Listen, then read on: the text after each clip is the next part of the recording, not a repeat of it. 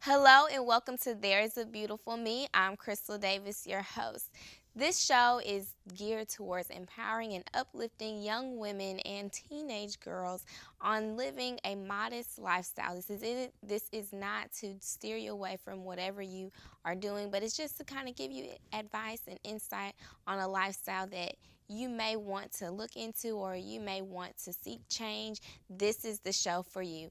To start off the show, I like to go through a couple verses of the Proverbs 31 scripture, and this of the Proverbs 31 woman. In today's verse, I'll be covering verse 26, and it states, "She speaks with wisdom, and faithful instruction is on her tongue." How amazing is this to know that you are truly speaking wisdom? Having wisdom is one of the best things to ask God for. Like Solomon, God told him to ask him anything of his heart's desire, and his immediate response was wisdom. Not wealth, riches, or prosperity, but wisdom. From that, God granted him wisdom, knowledge, and understanding, but made him a ruler of many nations. Sometimes we think having materialistic things and riches are the most important and the way to show success and feel a sense of wealth. If I don't have anything else but my right mind and wisdom, that is okay with me. Wisdom is the quality of having experience, knowledge, and good judgment. As a woman possessing these qualities comes great things. In the house there are always going to be something happening or going to happen between you and your husband, kids, and even with friendships. There's going to be times where a decision is going to have to be made and you have to make that choice. Confidently knowing that you have wisdom, God is able to work with you all the way into making the right decision, allowing Him to use you to move and make changes in your life and others is something that you don't just get in this world. It's something you receive from the one and only God. So I challenge you to ask for wisdom, but only when you're ready to receive it. This has been the devotion for There's a Beautiful Me. Stay tuned for today's show.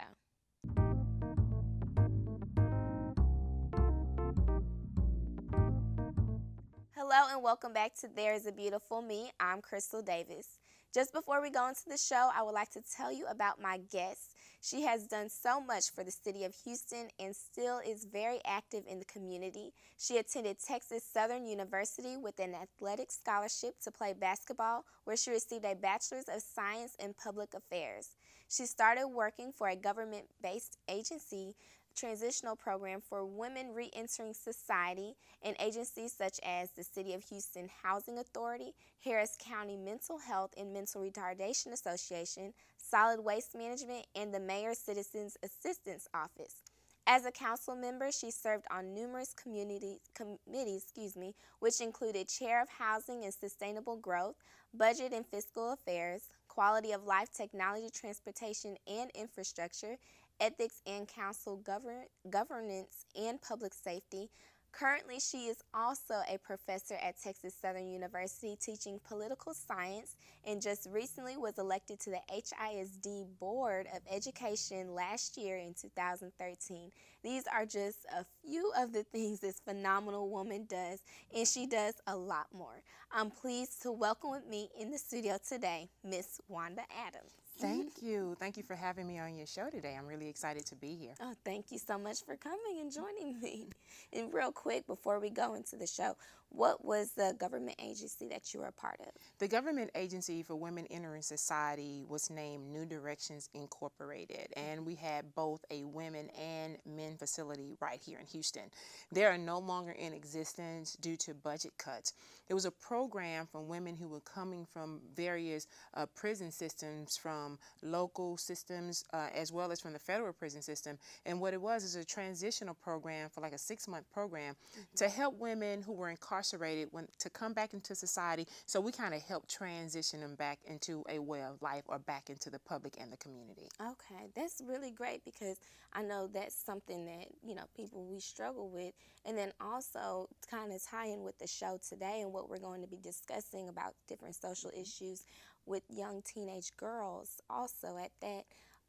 What is it that are some of the primary issues that you would say are, as a board, that teenage girls have like right now going on? One of the things that I noticed across the board, not only just being on the HISD school board, but just being in the community as a whole. And when I walk around teens or when I host various teens events, one of the things that I notice is that they're trying to mimic and become images of someone else. Instead of identifying themselves on who I am, they try to mimic what they see on TV, on radio, and it doesn't transition into a positive on the image that they really want the outcome to be. So what are some things, I guess, because you said with TV and social media, what are some of the things that you notice?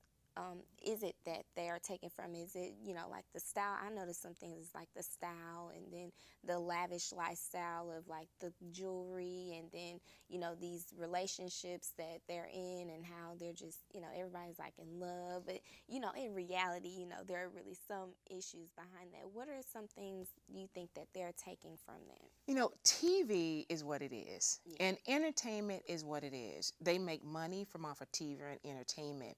And what some of our young ladies, what I see them doing is trying to take what they see on TV and project it into themselves, not knowing the cost that it took for someone to get there. And so it's like the image is like immediate. So what they see is like an immediate, not knowing that it takes work.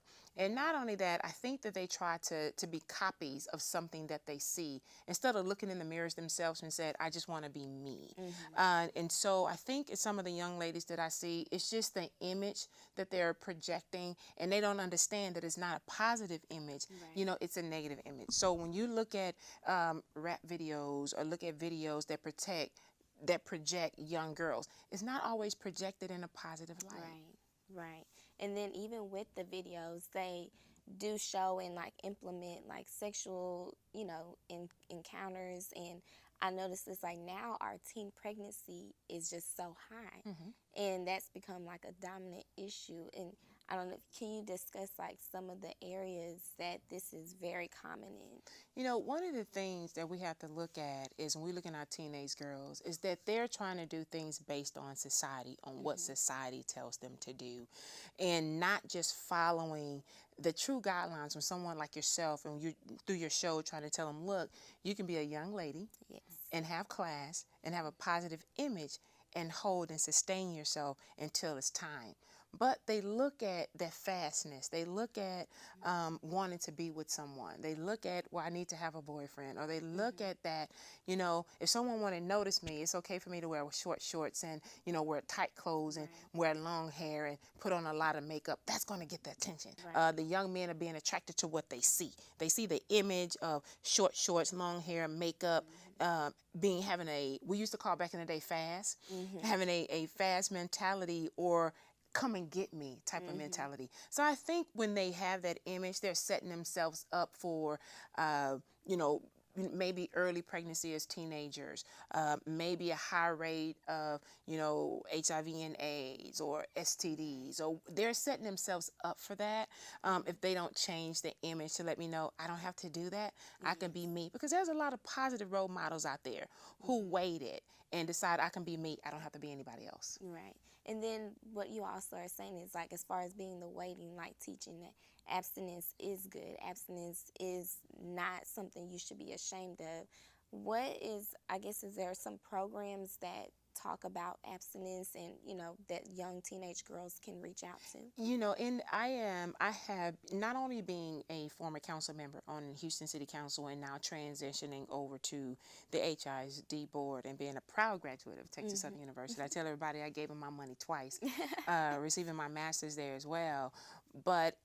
And inviting and engaging teens, that there are programs in your neighborhood. Like, for instance, in the Sunnyside community at the Greater Grace Church, they have an outstanding abstinence program for teenagers. But it's getting girls to come in and say it's okay to be a part of the abstinence club. Right. It's okay to not to engage so early. It's okay, because when you wait, like they said, best things come when you wait. Yes. So we try to encourage girls, to wait, and don't want to be into that too quick club. But it's okay to be a part of the abstinence club. It's okay, ladies. It's okay. It's fine. It's fine. And then even with that, just, I guess my question would be, is like, how do the girls, like at school, they're in class and then they have all these pressures around them, and then the guys around them too. Is there, like, I know there's counseling and different programs even in the school, or is there a way that teachers can, help out with that, or is there different programs for Yes, that? in HISD, and I'm sure not only in HISD, but I'm sure in school districts across Houston, that all of our schools, we have what we call mentoring programs. And Okay. the only thing they have to do is contact their family and community engagement department, and they'll let them know what type of mentoring programs that's available in their school. For instance, like HISD, we have family and community engagement, where we can tell teenagers where they can go to get a type of mentoring program, or we have strategic partners, like the links or various organizations that come and partner to go inside the schools to be able to provide mentoring programs so that they are there. But the young ladies as well as the young men, they have to, just want to be able to ask and say, what is there that I can go to, so they won't feel like the pressure of being bullied. Because you have to remember, they're only in school for a short period of time during the day. They have to go home. So whatever I'm teaching them during the day, we want to make sure it carry over into the homes as well. And you ask what's important. I think that for some type of reason that some of our young girls have really lost the value of getting educated, that to stay in school, not to drop out, to know that I just don't want to complete high school. I need to go on to college and not just receive my bachelor's degree. I need to go on and receive my master's degree because I want to be competitive in this world. So we have to really let them know that education is really important. That education is not a joke. And then when you look at reality TV, majority, I'm not going to say all, because you have some really educated individuals, that's on TV, like yourself, graduating. But then you have some that they just got rich quick. And that's not, everybody's not going to get rich quick. Right, that doesn't happen. Right. So then for now, you did say with the teen pregnancy and everything being in school, for those that are like, because teen pregnancy is active, is happening, what would you say to girls who are in that position and they feel like, okay, I can't continue my education because now I have this baby and I have to do all this, your priorities automatically change because now you're focused on the child.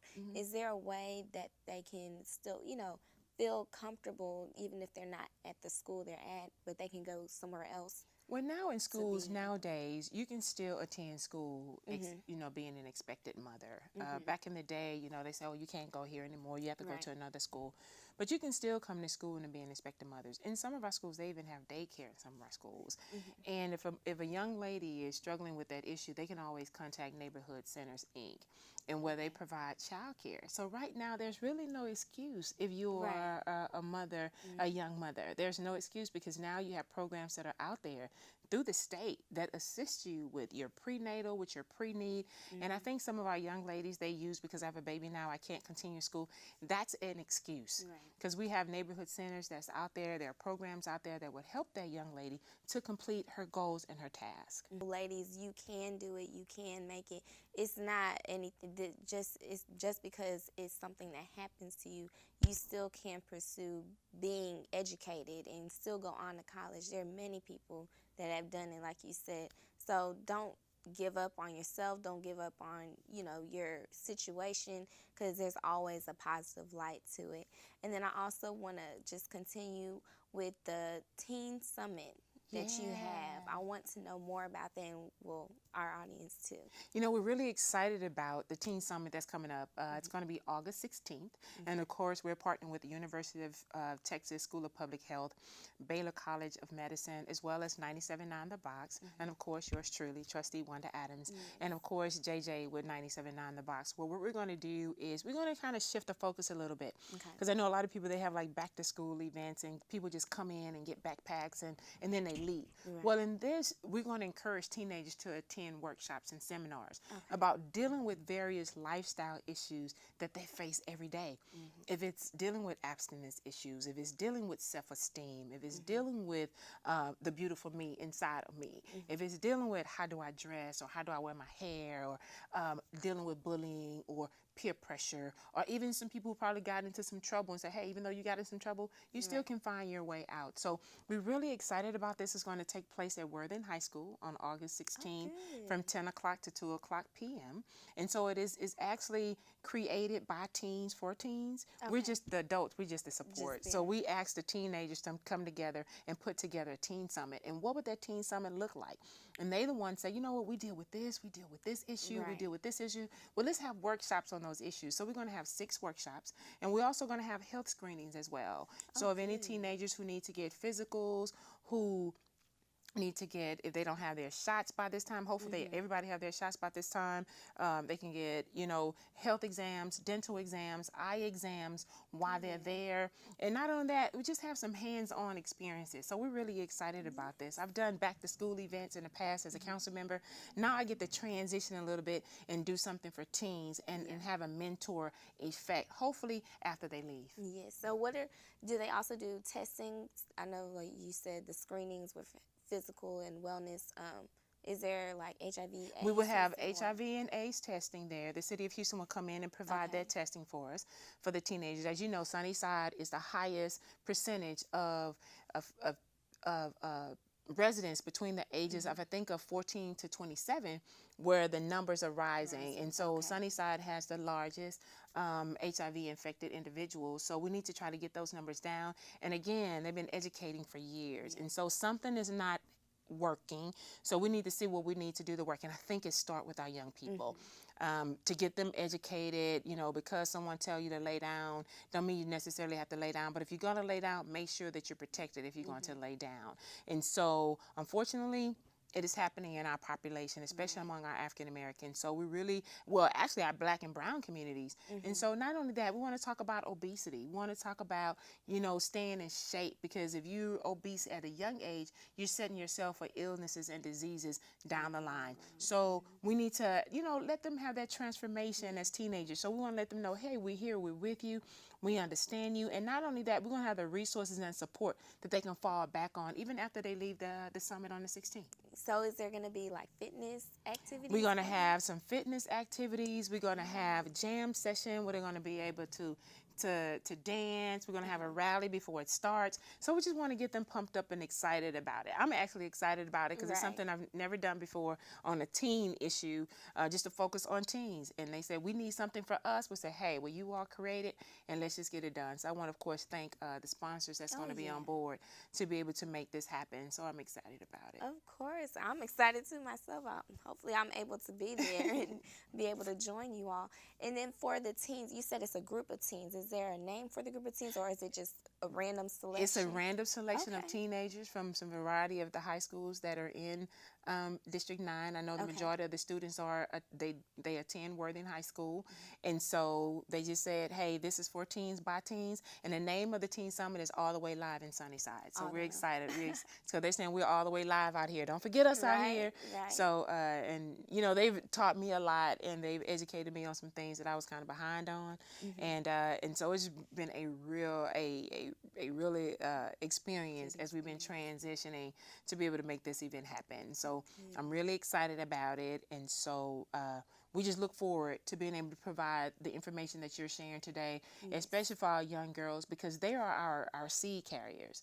And so if they're carrying that seed one day, we want to make sure that when the seed is born, that it's planted on fertile ground. That means they're going to be educated, that the parents going to nurture them and love them and be engaged and let them know that they can achieve any goal that they want to achieve. They can understand that they have a bright future, and they have to, most of all, have the faith in God to believe that they can do anything that they want to do as long as they put their mind to it. And then there's no such thing as a word no, because once someone says no, guess what? Yes is on the other side of that door. To let them know that there is opportunities out there for our young ladies. You know, if you make one mistake, okay, that's fine. But let's go so we don't have to make another mistake. But your future is just as bright. I'm from Fifth Ward. I didn't have the best things in life. We grew up, didn't have anything. I was one of those teenagers who were bad. I was one of those teenagers who were bullied. I was one of the ones that did not listen to my parents. I was one of the ones that was out there doing everything under the sun because I thought I could. But until I realized, I looked around my environment and say, I do not want to be like them. I do not want to stay in Fifth Ward for the rest of my life. So I had to, in my mindset, mindset change. Yes. That's why, teenagers, they have such a passion here, because I said, you can have a brighter future. Because right now today, I see some of them same young friends. They're either dead, incarcerated, or some of them I see when I go in my old neighborhood, they still sitting in the same place on the same corner. And when I drive by, hello everybody, and they say, hey, there go Wanda. And I think in my mind, you could be right where I am. It's all about choices that we make. So we want to encourage them through your show to make the right choices. Oh, yes. So thank you so much for joining me. And then now, the registration, is there any registration for this Teen Summit? Or No, is they it just show they up come on August 16th. Okay. And we look forward to seeing them there at Worthing High School Okay. from 10 to 2 o'clock p.m. So you don't have to register. Just come and be pumped up and get live, and let's just have a lot of fun. Live in Sunnyside. I love it, love it. Now, just to change just a little bit, you did mention about the parents, and then, well, not parents in general, but how people see their lifestyle and feel like, this is it. Like, they're only going to stay in this one position. But, like you said, it takes a change in mind. So for parents who are in that situation where, they may be young parents, how is it that they can maybe reach to their child and let them know, hey, don't make the same mistake I did, or there's another option, you can do this, and then, you have reluctant children, but is there a program maybe for parents that want to reach out to their teenage child? Where can they go to if they need that? Parents, one thing I say about our parents, especially their young parents, or even parents that probably my age, or because we're still young parents and we have kids that are still in junior high or high school, they have to be willing to break that cycle at one point or another. That means they have to say, because mom did it or because dad did it and we're here, don't mean that you have to make the same choices that we made. And I think it starts at home first, admitting that, we didn't always do it right, but we don't want you to take the same path that we took. And so the parents need to step out as well. We have a high illiteracy rate in Houston, to whereas what I mean by that, we have a lot of parents that cannot read. And of course, if my parent can't read, that means my child will not be able to read. So that means that my literacy rate is not at a point where it should be when it comes to educating our children and reading. Because if they're not reading and my parent, if they can't read, that means it's automatically almost set up for failure. So we're encouraging our parents, if they're part of the Houston Independent School District, they can always reach out to their principals and say, what type of parent programs do you have at your school so I can come and be a part of it? If they, if they have a GED, they don't have a GED, they can go to one of the local universities, if it's Houston Community College or Texas Southern University, and enroll into a GED programs. There are parent programs all over the city of Houston. They just have to, be willing just to take that first step, but not being so enclosed that because I'm here, then I have to stay here. You don't ever have to stay where you are. You just have to take that step to get out. Well, thank you so much, Wanda, and I do appreciate just everything that you have enlightened us with today, and then I really hope that you all are able to take something from this. And then also the Teen Summit, teenagers, girls, young boys, everybody, please make an effort to go there August 16th, and the information is below, so that way you are able to attend. It's free registration. It's open for you, teens, putting on this for teens, and I'm just so glad. Is there anything else that you would like to share? I just want to with thank us? you to letting people know that they can be beautiful, and beautiful is not always about the outside appearance. It's the beautiful on the inside. So we're just going to ask them to, think about beautiful by being engaged, and always achieving their goals and understanding the potential that's inside of them. And they have to trust themselves that they have the intelligence to be able to have a faithful life. And but lastly, it's that L in beautiful. They have to love who they are. And if you love who you are, then you can achieve anything that you want to achieve. And don't let anybody label you and tell you that you cannot do it, because you can. Yes, thank you so much, Miss Wanda Adams here in the studio. Thank you for joining us today. There is a beautiful me and you. You are God's beauty inside and out.